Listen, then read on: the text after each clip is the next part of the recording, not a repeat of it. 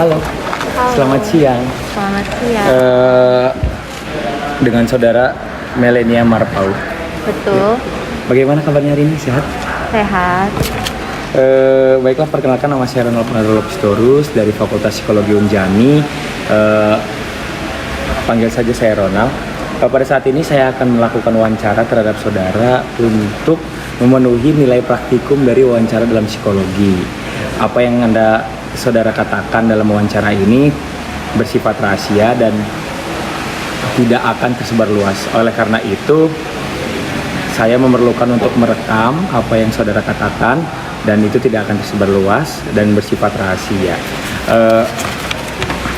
Wawancara ini bertujuan untuk mengetahui apa saja yang saudara lakukan selama perkuliahan online atau seberapa jauh saudara menghadapi atau dalam beradaptasi dalam kuliah online. Apakah saudara ingin ke toilet? Karena jikalau sudah kita mulai wawancara ini, saudara tidak dipersilakan untuk ke toilet. Siap. Baik, wawancara ini akan dilaksanakan 20-30 menit. Oleh karena itu, saudara bersedia untuk diwawancara? Iya, saya bersedia. Baik, oke. Apakah saudara saat ini sedang melaksanakan kuliah online? Iya. Udah dari semester kemarin berarti mulai kelas online ini. Kira-kira mulai bulan berapa? Berarti mulai awal corona sekitar bulan pertengahan Maret tahun 2020. Maret 2020 tahun lalu ya berarti. Iya. Berarti sekitar 1 tahun lebih 2 bulan. Betul. Baik. Kira-kira saudara tahu nggak sampai kapan gitu online di kampus? Dari info yang saya dapat, sebenarnya mahasiswa yang praktek itu udah melakukan praktek di kampus. Tapi untuk saya kan lebih basicnya bukan ke praktek, tapi lebih ke arah yang biasa gitu kan. Itu belum ada perkiraan untuk masuknya kapan. Masih kuliah teori lah ya, Iya. belum ada praktek. Jadi masih belum tahu sampai kapan saudara. Ada info sih kalau semua sudah divaksin, berarti semester depan itu ada kemungkinan untuk masuk.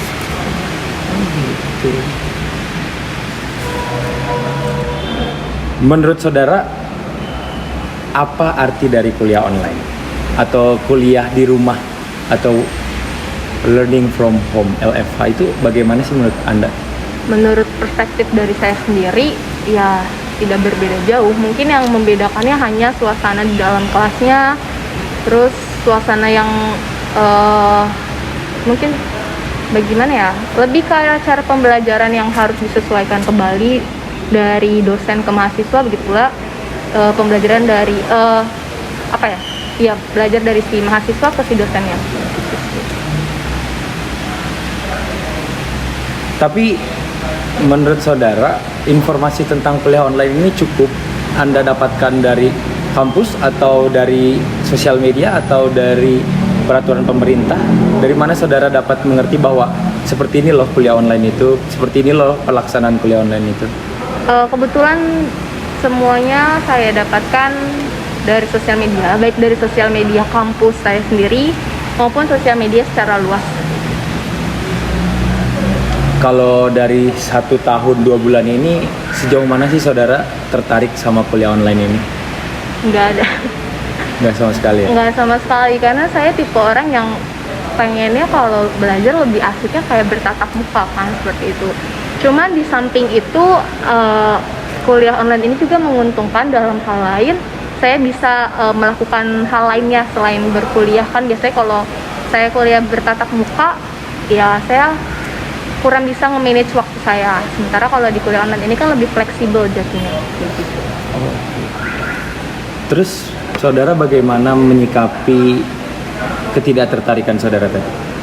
Ya, saya mulai lebih ke arah dinikmatin aja, mulai kayak oke, ambil sisi baiknya, jangan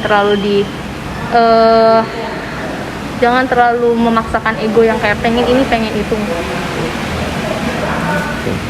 Tapi dari waktu yang telah berjalan dengan saudara tertarik menyikapi tadi itu, apa yang saudara dapatkan? dari yang tidak memaksakan ego. Apa yang saudara dapatkan dari beradaptasi seperti itu? Lebih ke arah ya saya lebih menerima bahwa saya juga harus memahami dosen saya kan, kayak yang awalnya kan saya menyangka kayak apa sih Pak, ini kayaknya nggak masuk deh materinya, tapi mau gimana pun saya harus bisa lebih memahami bahwa dia juga sudah berusaha dengan baik ya. Dengan begitu puji Tuhan saya mulai kayak oke, dosennya sanggupnya segini, harusnya saya mulai lagi cari alternatif lain buat belajar kayak gitu sih. Jadi menurut saudara perkuliahan online ini baik atau tidak?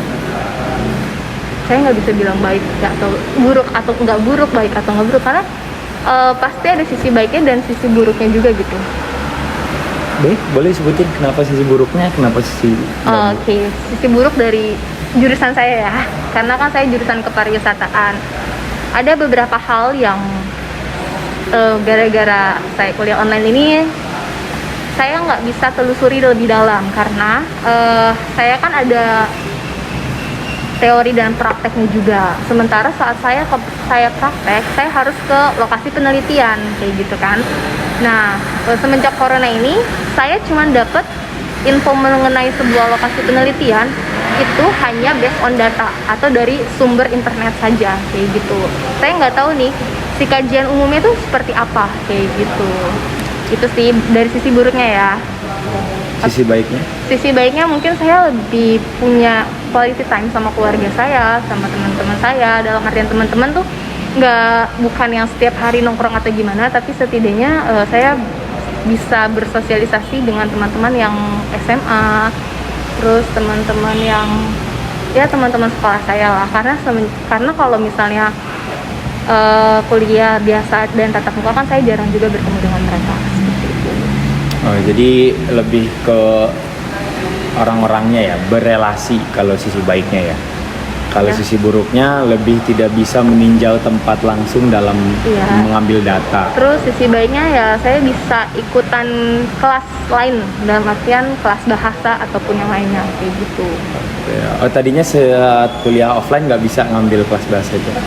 Karena saya nggak tahu kan tempatnya di mana gitu. Kalau lokasinya juga kalau tatap muka tuh jatuhnya saya mager gitu, kayak nyampe kosan ya udah di kosan aja kayak gitu. Jadi lebih banyak energi ya, karena tidak melakukan harus keluar rumah, cuman di rumah doang diem ya, cuman buka laptop atau buka personal komputer udah bisa online belajar. Iya benar.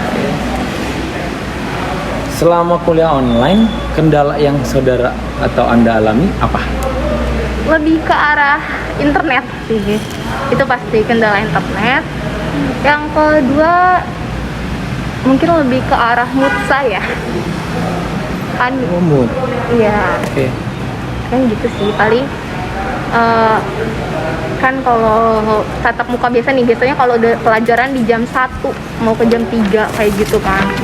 Itu udah kayak mood, aduh udah nggak fokus deh untuk merhatiin dosennya. Gimana sih caranya biar kita tetap fokus merhatiin si dosen kayak gitu. Saya harus cari cara biar apa yang dosen jelaskan dapat sampai ke saya.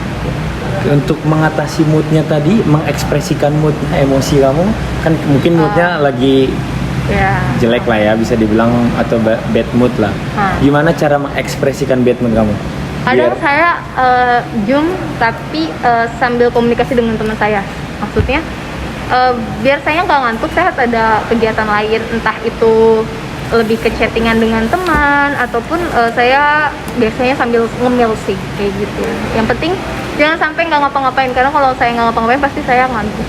Nah, jadi untuk mengekspresikan emosi tadi dengan memenuhi kebutuhan makan ya, makan atau berdiskusi atau lebih ke arah sebenarnya ke berdiskusi dengan teman saya sih kayak gitu. Oke.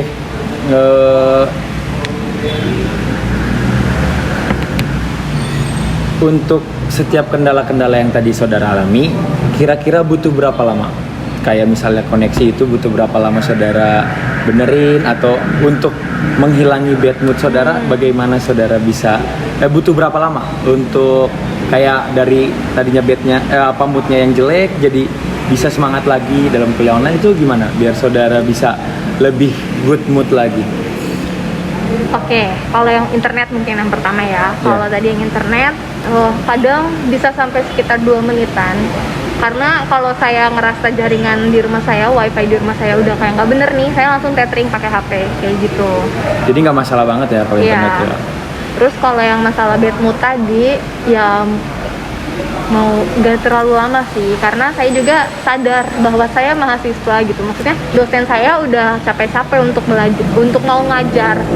Masa saya kayak ya nggak mau ngehargain perjuangan dia kayak gitu. Jadi nggak lama sih, paling kadang udah kayak sedetik kayak oh ya sadar dong, kasihan ini dosen, lo udah capek-capek tapi lo nya nggak ngapa-ngapain doang dan lo nggak ngehargain dia, itu apa banget kayak gitu. Saat kita di bad mood tadi, saat bad mood nih kamu nih, bagaimana kamu bisa bad moodnya tuh hilang, atau bagaimana kamu bisa pernah susah nggak tuh untuk lari dari bad mood itu, kayak aduh udah lelah banget nih saya, udah lelah banget nih aku, jadi kayak susah banget untuk keluar dari bad mood itu, pernah nggak sih kayak lelah banget gitu untuk memulai kuliah online ini saat bad mood itu? Nggak pernah merasa kayak aduh males banget gitu, kayak merasa atau bahkan stres gitu, kayak stres kayak menghadapi kuliah online ini, pernah nggak sih? Enggak sih. Oh enggak ya? Nggak sampai di situ, cuman kayak ya namanya juga kuliah online gitu. Kadang bawaannya tuh kayak pengennya leha-leha deh, kayaknya nggak kelihatan juga pengen kayak gimana. Oh, tapi pernah kayak gitu? Kalau masalah kayak pengen leha-leha gitu pasti pernah gitu. Tapi nggak sampai gue nggak mau kuliah gitu gara-gara hal ini juga. Tapi kalau jadi males, leha-leha males nggak sih maksudnya?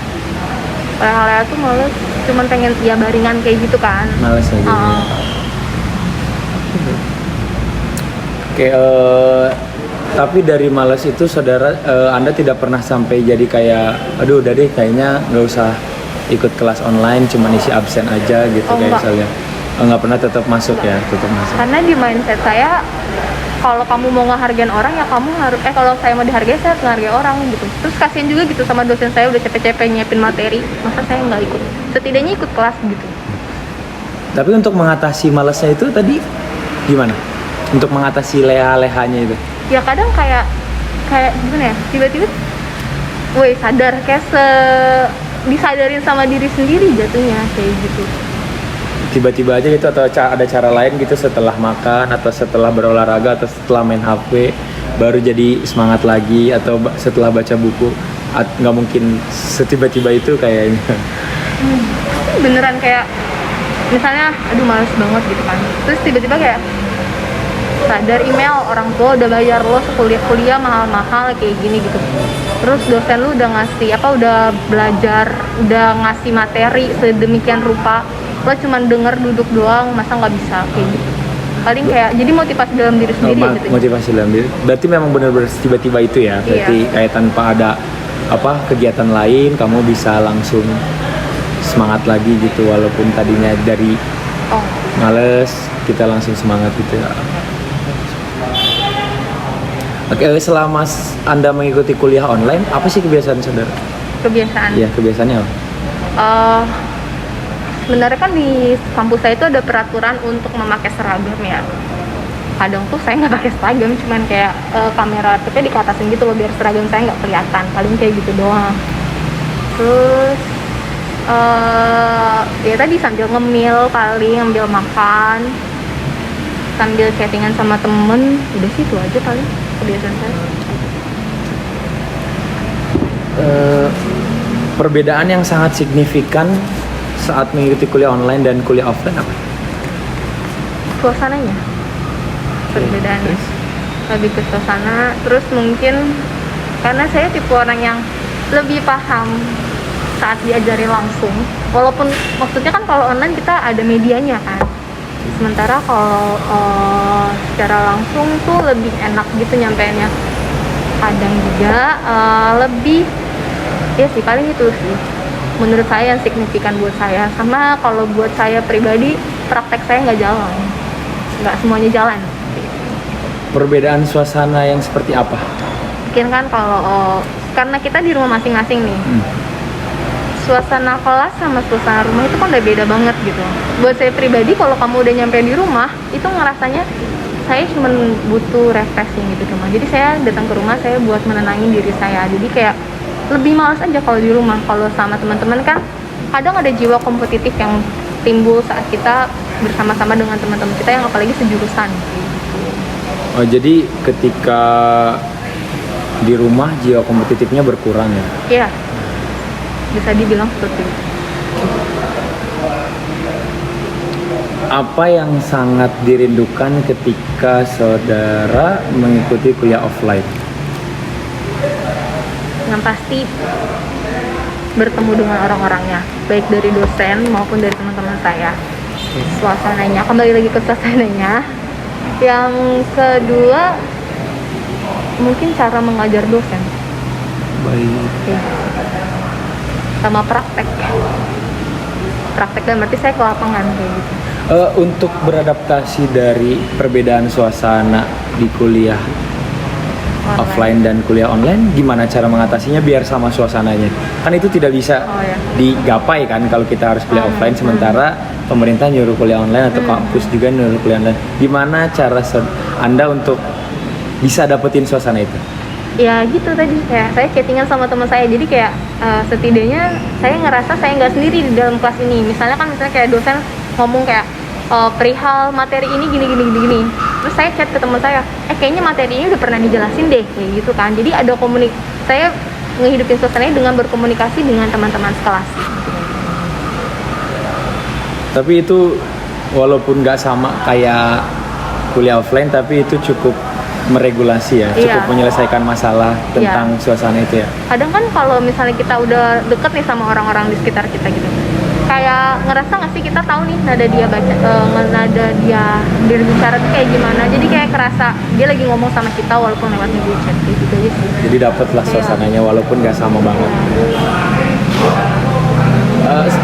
Pernah punya role model nggak saat dari kuliah online ini? Atau kayaknya ini orang ngikutin orang ini bagus nih karena dia bisa mengatasi kuliah online. Pernah punya nggak atau ada nggak role model? Ada. Boleh tahu siapa? Namanya Aina Tasya.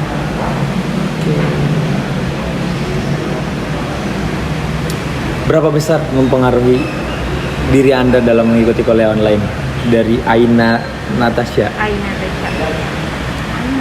Sekitar 70% mungkin.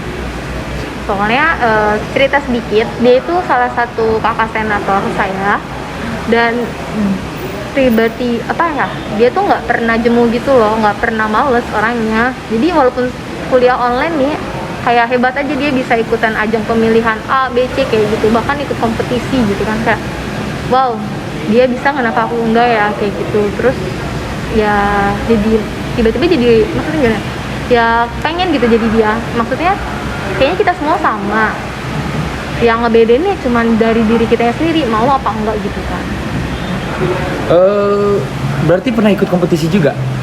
Aku selama kuliah online ya? Oh, saya pernah mau waktu itu tapi nggak jadi. Jadi nggak pernah. Hanya timbul motivasi aja tapi belum pernah ikut kompetisi ya? Betul. Selain Aina Tasya, apa motivasi terbesar dalam kuliah online? Cepet lulus.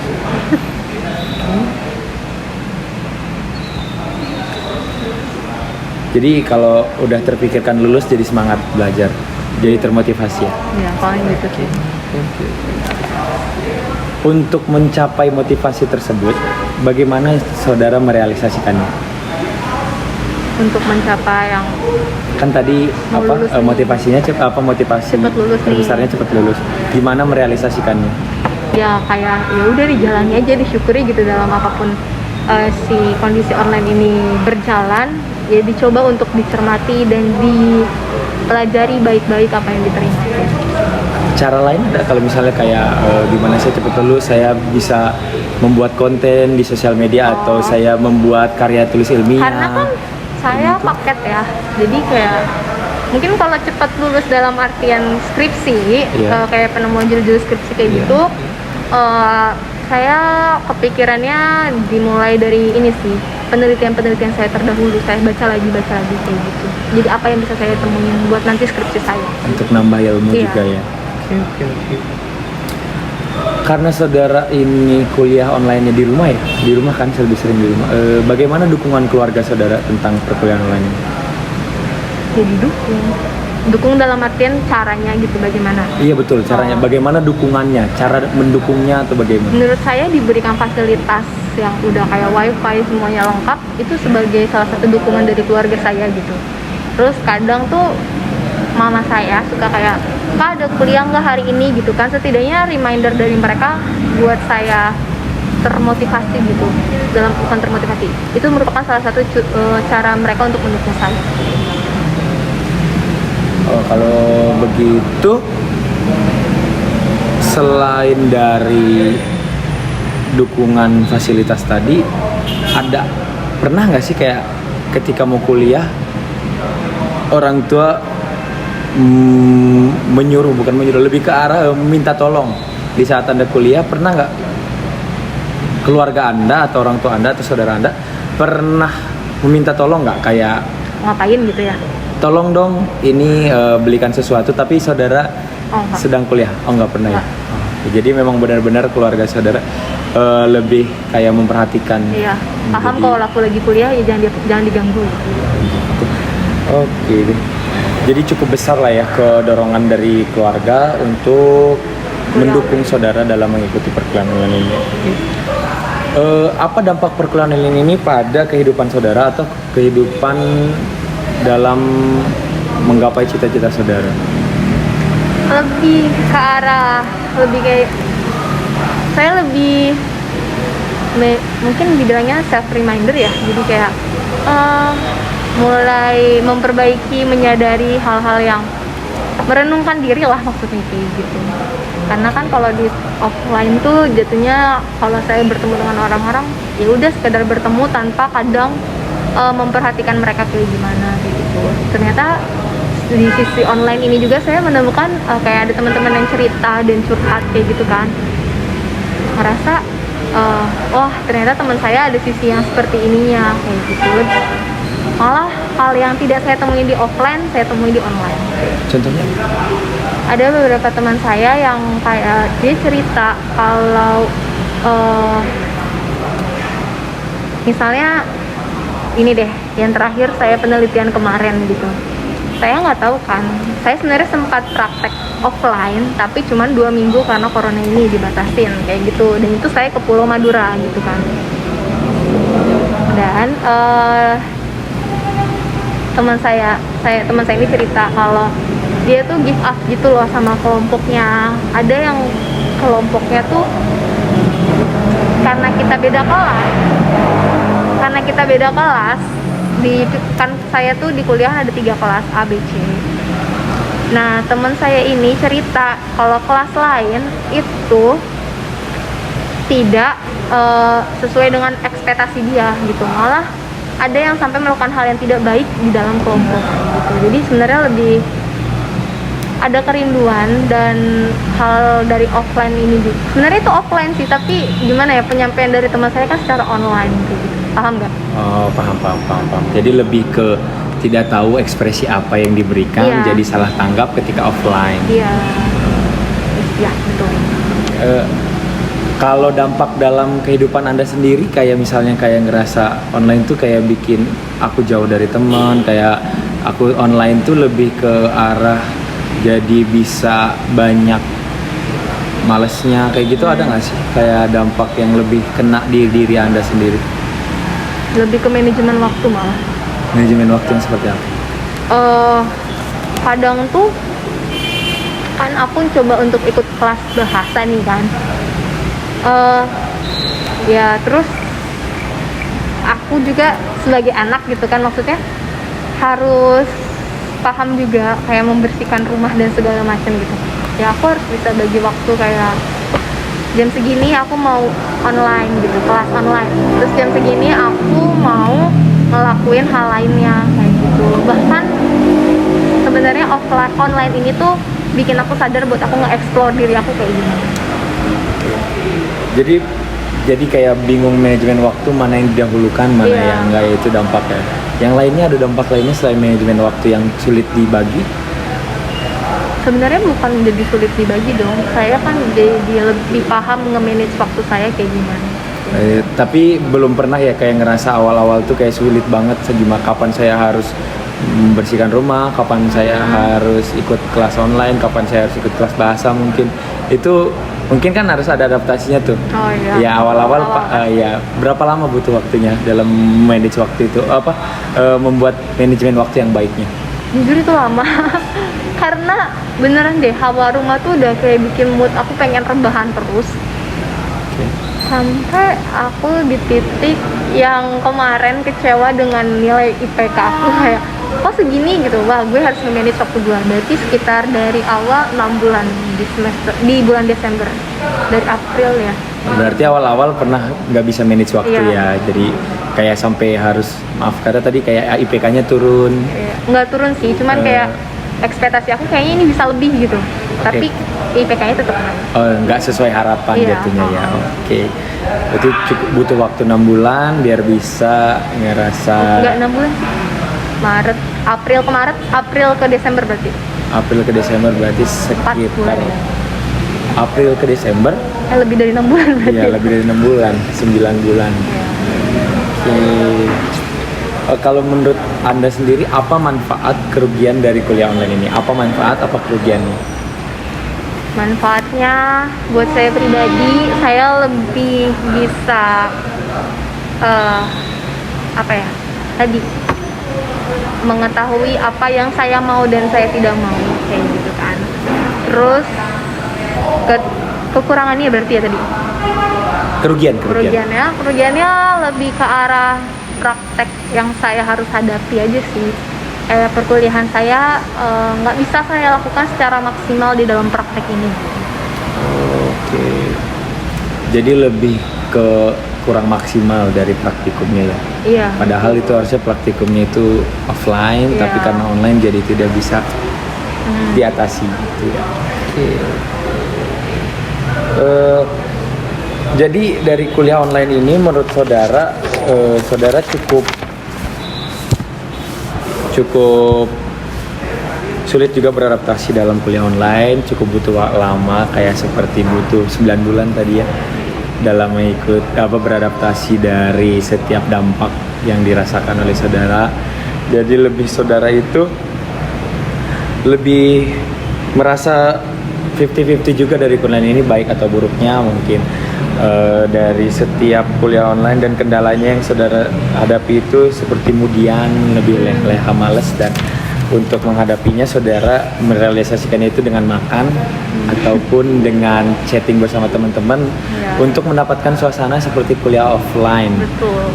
Jadi lebih kayak merasa bahwa saya itu kelasnya tidak sendirian, dan saya lebih merasa bahwa saya kuliah itu bersama teman-teman dan dosen pun bisa dihargai ketika kita fokus ya. Motivasi terbesar dari kuliah online ini juga saudara dapatkan dari diri sendiri, dan dukungan dari keluarga cukup mendukung saudara dari memberikan fasilitas dan tidak mengganggu saudara saat mengikuti kelas online. Dan juga dampak dari perkuliahan yang online ini, saudara jadi kurang efektif dalam mengikuti praktikum, bahkan sampai ada yang sampai berselisih mungkin dari kelompok lain dalam mengikuti praktikum karena salah tanggap dari awalnya online ke offline gitu ya. Oke, baik. Apakah ada yang ingin saudara tanyakan terkait dari wawancara ini? Sejauh ini tidak. Oke, baik, cukup ya. Oke. Tadi pertanyaan terakhir dari saya, selesai dari wawancara saat ini. Mohon maaf kata jika ada yang saya tanyakan, mohon maaf jika ada salah kekurangan yang saya berikan. Oke, karena itu saya ucapkan terima kasih banyak telah membantu dalam mengikuti praktikum, dalam mengambil data dalam praktikum wawancara dalam psikologi ini. Terima kasih banyak, hati-hati dalam perjalanan ketika Anda pulang. Terima kasih.